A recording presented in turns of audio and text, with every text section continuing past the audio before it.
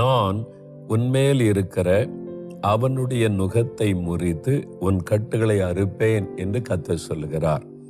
அதாவது கர்த்தராகிய நான் உன்மேல் இருக்கிற சாத்தானுடைய நுகத்தை முறித்து உன் கட்டுகளை அறுப்பேன் என்று ஆண்டவர் வாக்கு கொடுக்கிறார்.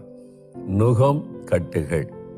அந்த சாத்தான், நம்முடைய எதிராளியாகிய பிசாசானவன், நம்முடைய வாழ்க்கையிலே நாம் நிமிர்ந்து நடக்கக்கூடாதபடி, சந்தோஷமாய் இருக்கக்கூடாதபடி, நம்முடைய சந்தோஷம், ஆரோக்கியம், மகிழ்ச்சி எல்லாவற்றையும் பாதிக்க வண்ணமாய் நுகத்தை நம்மீது வைத்து விடுகிறான்.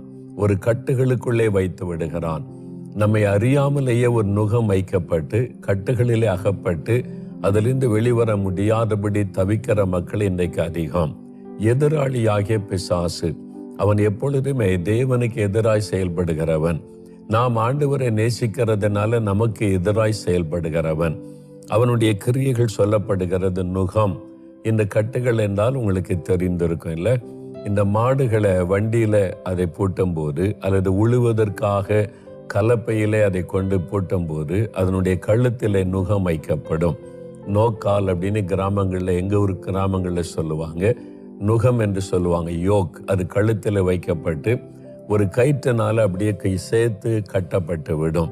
அப்போ அந்த யோக்கை விட்டு வெளிவராமல் இருக்க அது அப்படியே ஒரு கயிற்றினாலே கட்டப்பட்டு விடும், இணைக்கப்பட்டு விடும். அப்போ அந்த நுகமும் அந்த கயிறும் அந்த மாட்டை அதில் அடிமையாக்கி விடுகிறது. அதில் தான் அது செயல்படணும். அதே மாதிரி சாத்தான் நம்முடைய வாழ்க்கையில ஒரு நுகத்தை வைத்து கயிற்றினாலே கட்டி செயலற்ற நிலைமையிலே மாற்றி விடுகிறான். வாழ்ந்து கொண்டே இருப்போம். காலையில் எழும்புவோம், ஆபீஸ் போவோம், வேலை செய்வோம், எல்லாம் செய்வோம். சந்தோஷம் இருக்காது, சமாதானம் இருக்காது, நிம்மதி இருக்காது, ஒரு மகிழ்ச்சி இருக்காது. பாதிப்பு பாதிப்பு பாதிப்பு, கஷ்டம். இந்த மாதிரி சூழ்நிலையில நீங்க இருக்கிறீங்களா? ஆண்டவர் சொல்றாரு, அவனுடைய நுகத்தை நான் முறிப்பேன். அந்த சாத்தானுடைய நுகத்தை முறித்து கட்டுகளை அறுப்பேன். உங்க வாழ்க்கையில சாத்தான் எந்த நுகத்தை வைத்திருந்தாலும் இன்றைக்கு அதை உடைத்தெறிய போகிறார். அந்த கட்டுகளை அறுத்தெறிய போகிறார். அதுதான் உங்களுக்கு கொடுக்கிற வாக்கு தத்துவம். இந்த சாத்தானுடைய நுகமும் அவனுடைய கட்டுகளும் எப்படிப்பட்டது?